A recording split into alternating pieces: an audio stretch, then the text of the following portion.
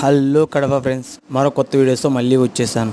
ఇదేంటనుకున్నారా? సిద్ధవటం కోట. మీకు తెలిసే ఉంటుంది, సిద్ధవటంలో ఉంది. సిద్ధవటం కోట సిద్ధవటంలో ఎక్కడ ఉంటుంది అనుకోవద్దు, ఇది అక్కడే ఉంది. మనము మన పెద్దవాళ్ళు ఇచ్చిన